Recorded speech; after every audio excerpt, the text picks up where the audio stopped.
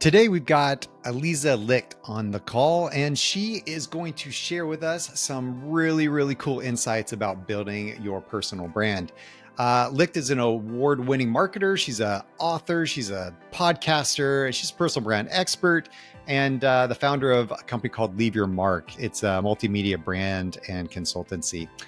She talks to people and individuals and leaders and people at work about building their brand and career development. She is also known, she established this personality on Twitter called DKNY PR Girl when she was at DKNY. And we're going to talk about that story at the beginning where she was able to generate over 230 million media impressions with that online brand personality. So we're going to talk about that a bit.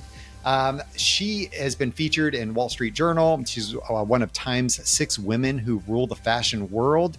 And she was on New York Daily News's top 50 most powerful women in New York. So I'm excited to talk to her. She is got some really cool insights I think you're going to glean from this interview that are going to help you, first of all, be aware that this is something you need to do. And number 2, how do you do it in an effective way? So let's go.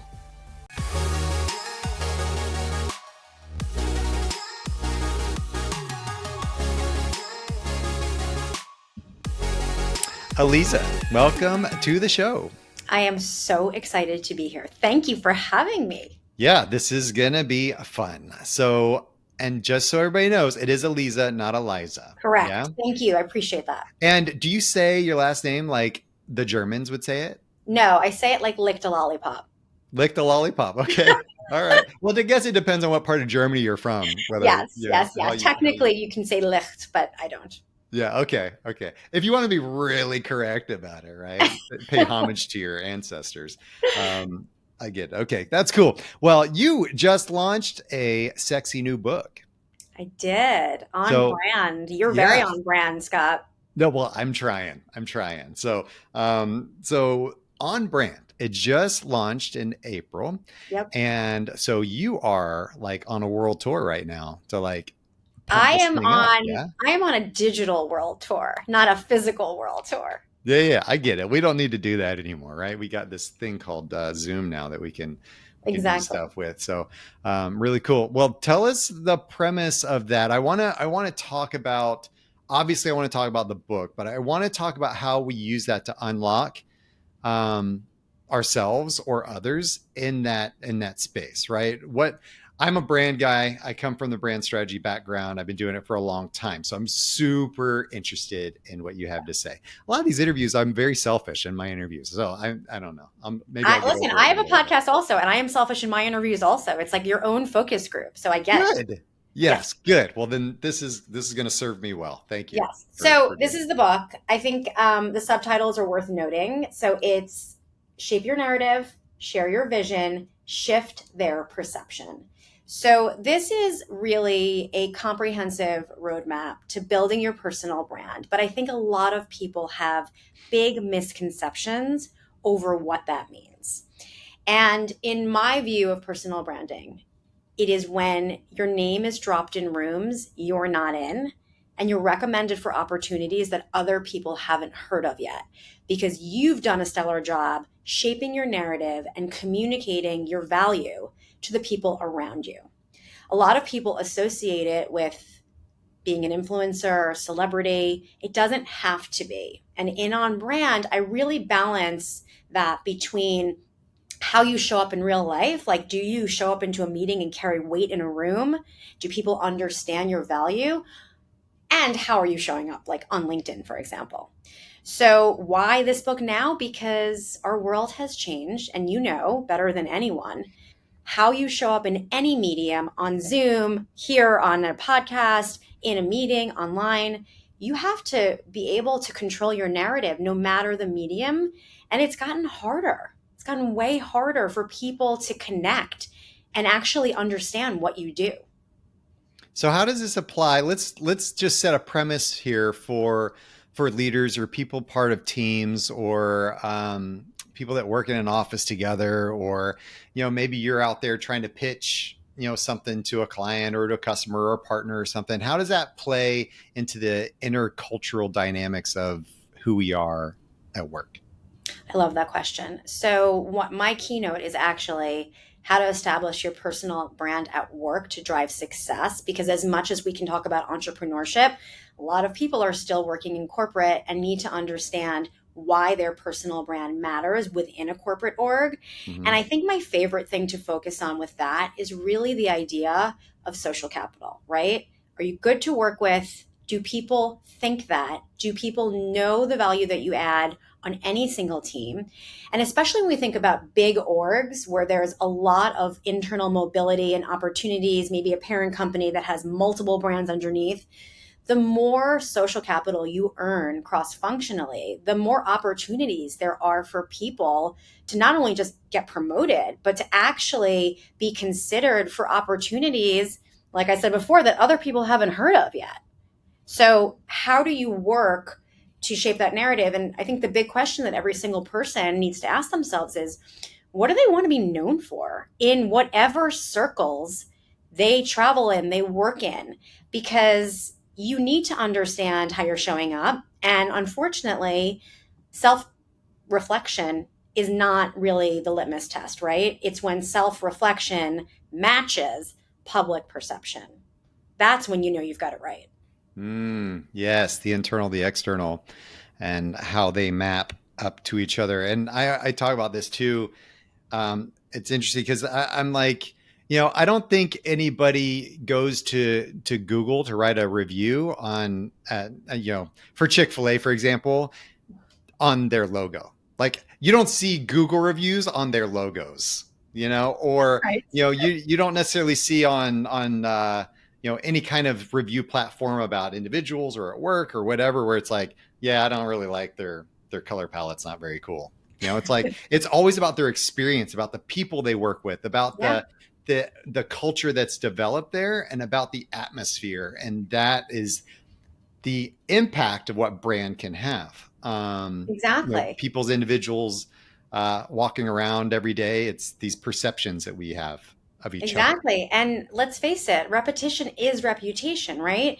So Mm. even if we're talking on the level of how you work, if you are that person that's always impossible to get a response from, you become branded as such.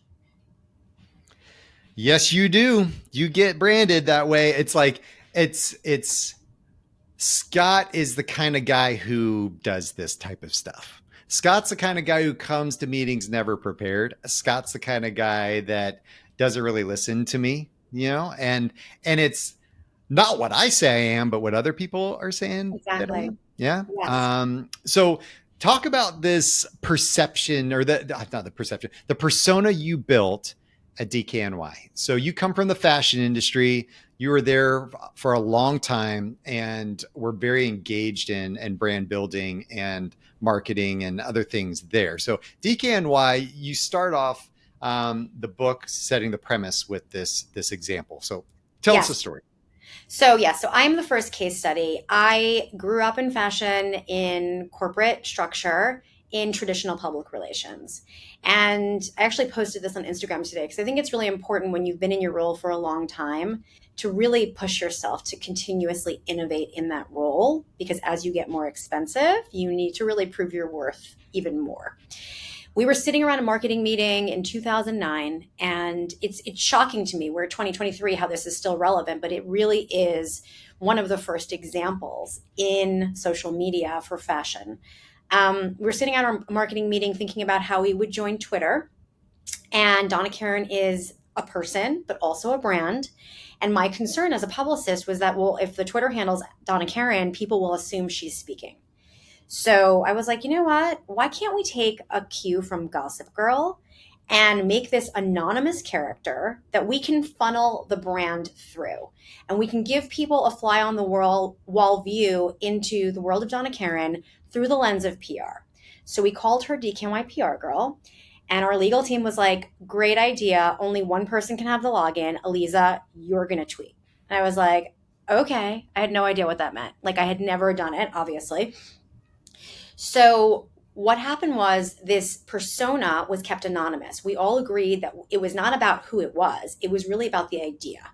So DKNY PR Girl started May 2009 and gained traction really quickly. And because I immersed myself in the platform and quite frankly became addicted to it, what I also realized really quickly is that it's not about selling anything at all on social media. It's really about telling a great story. Because anytime I was pushing product, fell flat. If I was giving people a window into what it's like to dress people for the Oscars, now that is what people wanted to hear. So it grew and grew and grew and grew. It was anonymous for almost 2 years, which is crazy. I mean, who keeps a secret for almost 2 years? And then we finally decided to reveal the person behind the Twitter handle. And by that point, it had grown to other platforms too. Don't forget, Instagram didn't come on the scene until 2011 or 2010. I think 2011, actually.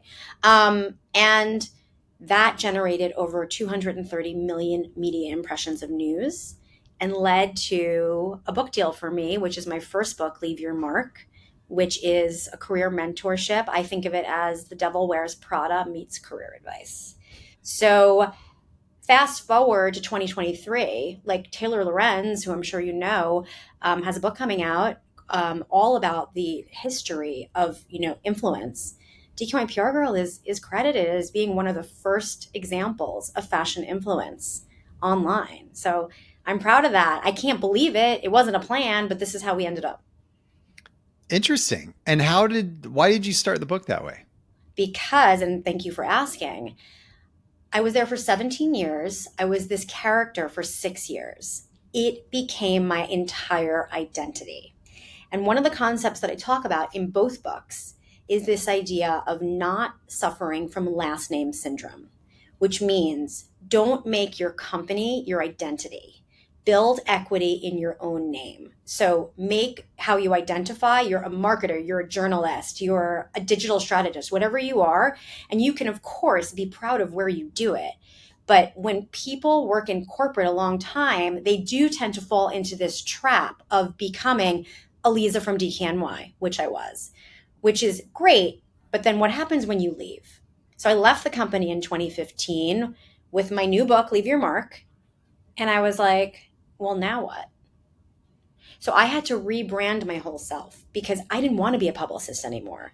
So on brand begins with the journey of how I actually did that, because how do you change the way people think about you when the internet tells an entirely different story, or your entire industry knows you one way? You have to shape that narrative and you have to communicate it. So that is how on brand starts. That's good. Um, I think a lot of us, and I'll even speak for some of my clients or some of the other people I've worked with in the past, where they have been at a job for 15, 20 years, and maybe a thing called COVID happens and they get laid off. And then they're Yep. like, I don't even know how to interview. Like last time I interviewed, I faxed people my resume and like Yes. I just got a job or whatever. And now they have to learn how to go in and talk about themselves again. And some people don't feel comfortable talking about themselves. People don't necessarily have never really thought about the things that they are, who they are, what they bring to the table in order to sell themselves to somebody else. So you had to do that because you were this thing and then you had to pivot to become this other thing. What was the thing that was for you that made that much easier? What was the thing that stuck with you that was like central to you being able to rebrand who you were at that time? All such great questions. So I think it starts with changing the way you view yourself. Like you have to believe it first. You have to believe I was a publicist by definition on my resume. However, I had done so much marketing. It wasn't in my job title, it wasn't in my job description, but I had built this digital platform, right? So even though that wasn't even what I was hired to do, I knew that I had the chops for it. And when you think about all your capabilities, you probably have absorbed a lot more than even like quote unquote your job, right? So the question becomes, how do you make other people understand that? And what I did was really first thought through, what do I want to do? What do I not want to do? And how do I make myself the client? Really is what it was. And be able to make sure that I'm arming people in my network with the information on what I'm doing now. And that goes back to what you said before, which is you do have to say this. You do have to get uncomfortable. You do have to put yourself out there because as a marketer, if you're not shaping your narrative, someone else is happy to make up their own version of your story. So why not be proactive about it? So tell me, I like this idea of you made yourself the client. Tell me about that perspective, that mindset shift. What does that do? This is uncomfortable work.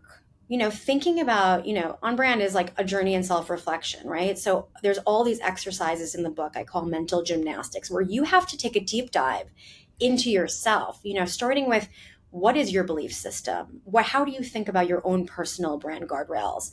I think in terms of like things that I should speak about, things that I should leave for other people to speak about, right? So it starts with understanding that this is not comfortable. No one really wants to do this, but it is the responsibility of every person to do this, because people that think they can opt out of personal branding, like you already have some version of a personal brand, right? It starts with what makes you you.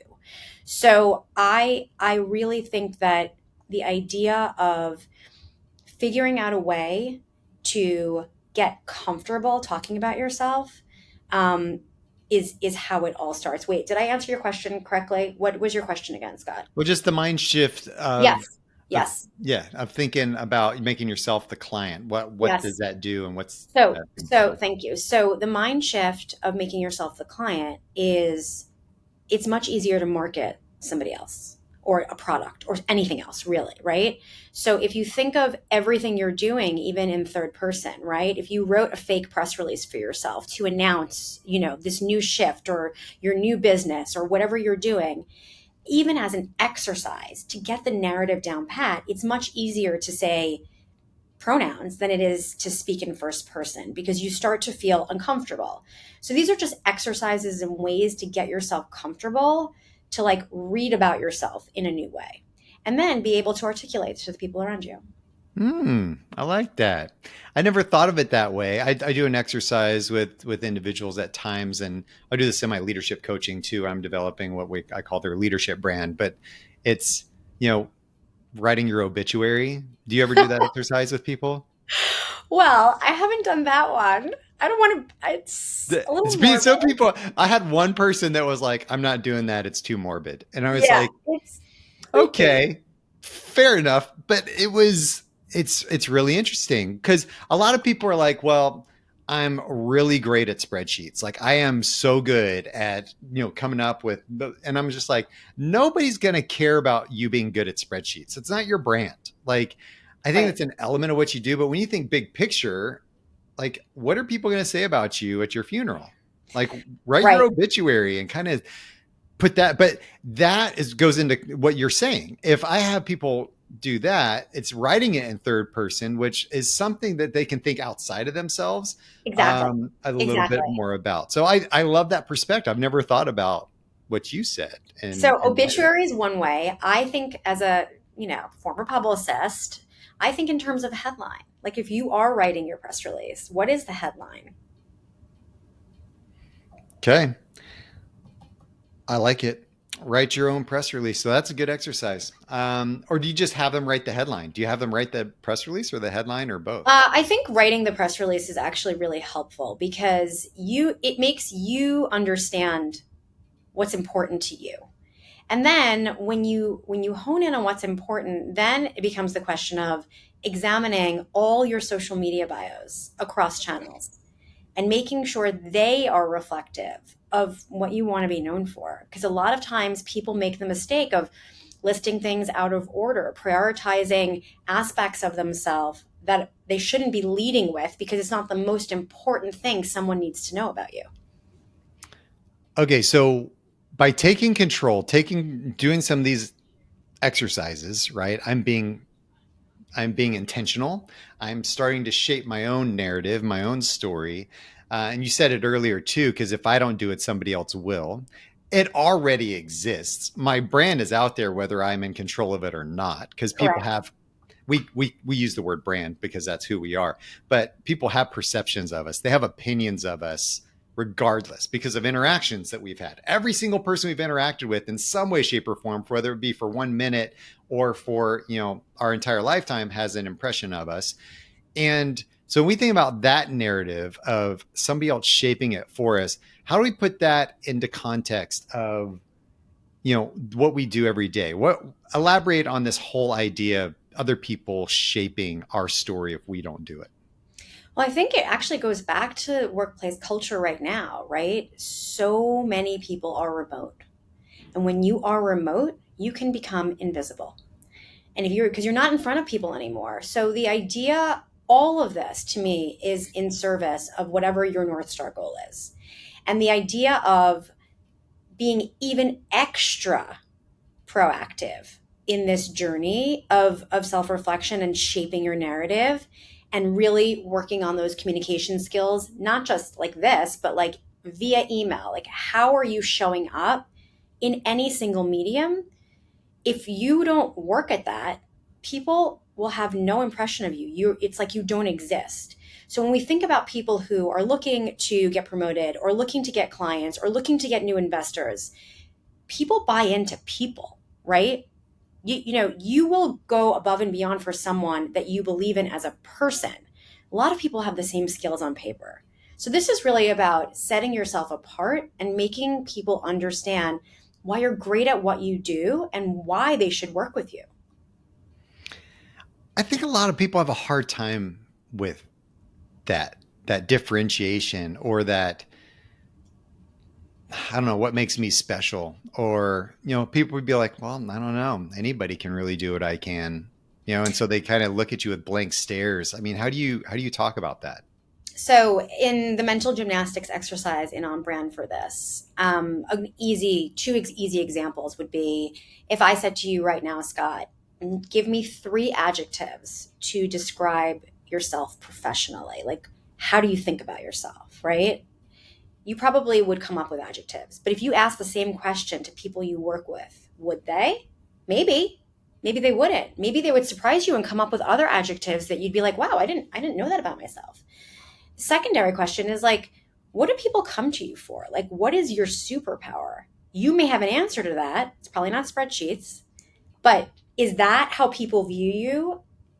Do they believe that that is your superpower? So the question becomes, how do you make sure people know this about you? And that's when the communication comes in. Because, Dory Clark is one of the experts in my book, and she says it best, like, no one's thinking about you. Like, literally no one. If you are not communicating over and over again, you are missing an opportunity, because everyone's just in their own world. Everyone's immersed in their own stuff. So even if we're talking about launching something like a book, right? I could say to myself, well, of course everybody knows I launched a book. I've posted it. No, people maybe saw that, maybe not, depending on the algorithm that day. So you have to repeat messages in different and interesting ways over and over again for people to actually retain that knowledge. And that goes for people too. Okay. Really good. Dory has some awesome stuff, she says, by the Awesome. way. It's so good. So good. So some people that I've talked to will say, I don't like talking about myself. They're kind of like this, some people are like, I'll talk about myself all day. But there's the other spectrum, which I would say is a majority of the people that are probably kind of in the little, like I don't want to boast. I don't want to look arrogant. I don't want to look like I'm flaunting myself all over the place. Are there tricks to doing this in graceful ways that I don't Yes. look like a pompous jerk all the Yes. time? Like, how do we do that? And I love that you use the word graceful. So I think about it as strategic and elegant communication. So first and foremost, you need to package it within something bigger than yourself. So no, I am not advocating that people go around bragging about themselves all day. That's not what this book says. So for me, I came up with this ratio. For every one time I'm sharing a win, I proactively go out and try to amplify 5 other people in my network and help them get across what they're achieving. I have something called Leaving Their Mark List. which I do every 2 weeks on LinkedIn, where I go through my timelines of all the wins that people are sharing in my network. I gather them up and then I share them out to my network on behalf of everybody else. Because this is has to be a collaborative effort. In On Brand, I talk about the idea, like, if you're introverted and you would rather die than talk about yourself, I get it. But there are other ways to actually still convey your value. So I always think it's great when people use what I like to call the whisper network at work, and they say to a trusted colleague, like, hey, I really want my manager to know I did this thing, but like I feel super uncomfortable talking about it. Like, in our next team meeting, can you maybe share that I did this thing? And if there's something you want people to know, tell me and I'll amplify it for you. So you can negotiate those things behind the scenes and then not be the one to have to talk about yourself. You could also proactively put it into a deck, right? What were your achievements this quarter? You don't have to wait for a quarterly review or an annual review to actually give an update to your manager on the great stuff that you're doing. That's in written form. So it doesn't have to always be a post on LinkedIn. It can be in other ways. But again, the strategy where you're waiting for people to notice that you're good at what you do is not a strategy. It doesn't work. That's so good. There are a lot of leaders that I'll coach that are complaining that they don't feel heard, they don't feel noticed, they don't feel recognized.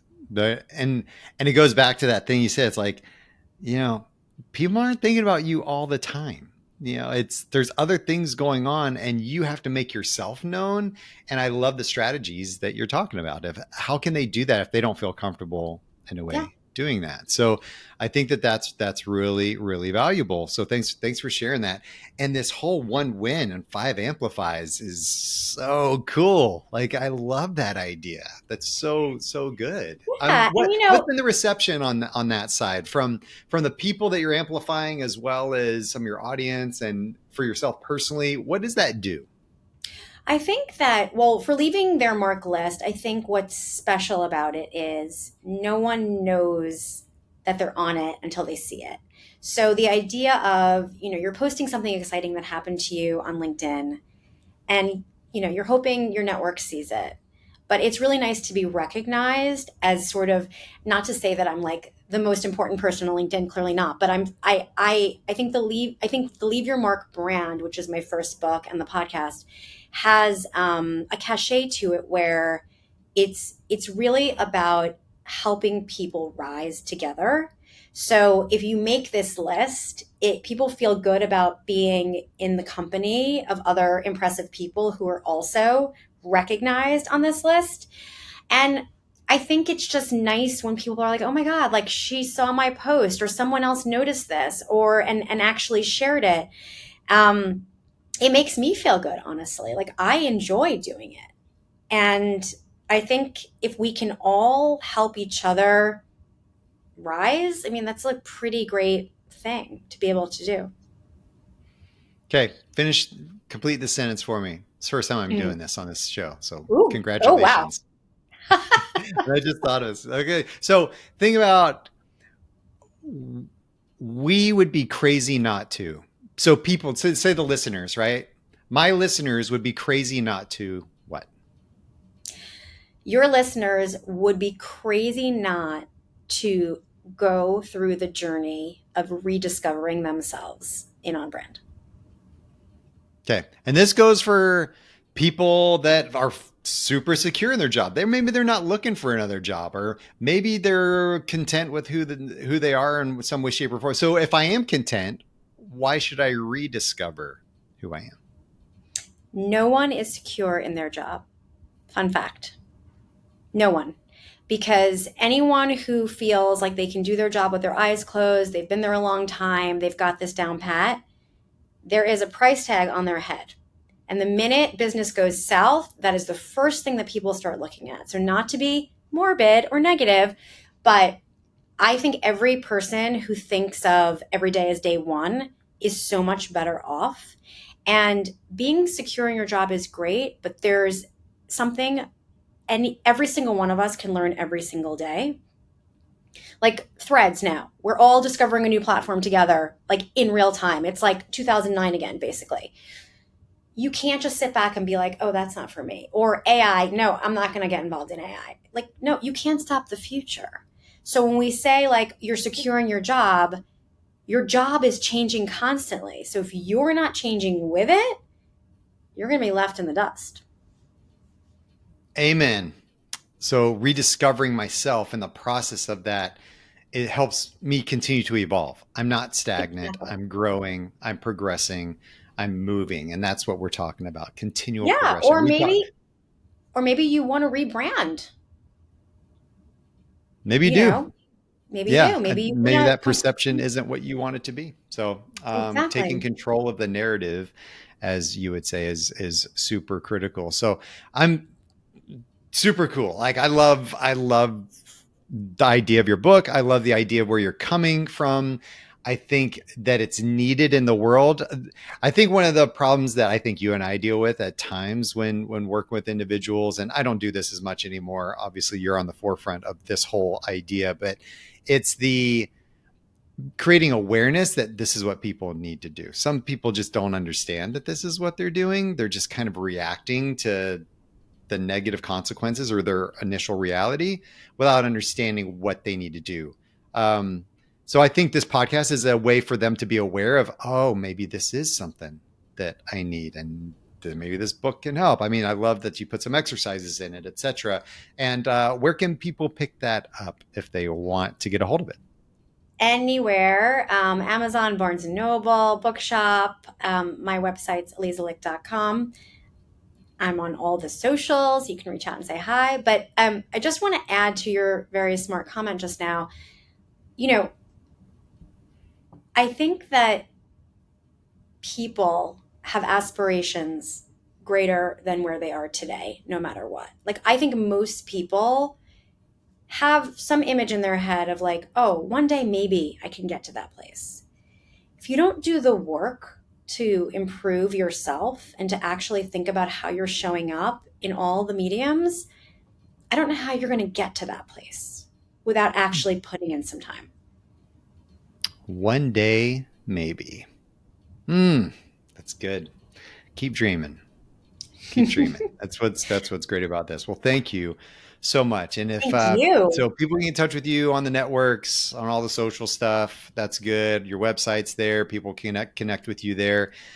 Super grateful for you. If I hear that you also speak, yeah, I you do. I've been doing a lot of people corporate. want to Thank you connect with for you there. mentioning that. Yeah, thank you. I've been really going into companies and really talking to employees about how they can think about their personal brands at work to drive success.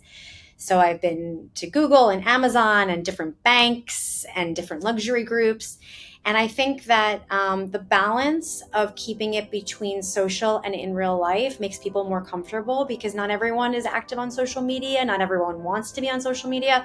So yes, so thank you for asking that. That is definitely something I'm really excited about. Cool. Well, thanks, Aliza. It's so good Thank talking to you. I've you, been looking Scott. You forward to asked this. amazing questions. Thank you so much. Well, thank you. Scott's the kind of guy who asks amazing questions. So I like that. I Yes, like that. I'm not going to try to shift that that's brand in too your much. obituary. Yeah, that's right. That's it. That's my obituary. Scott asks great questions. Okay. Yes. I'll Okay, go I'll down take that it. way. All right. Thank you Thank so you. much. Okay. So, what do you want to be known for?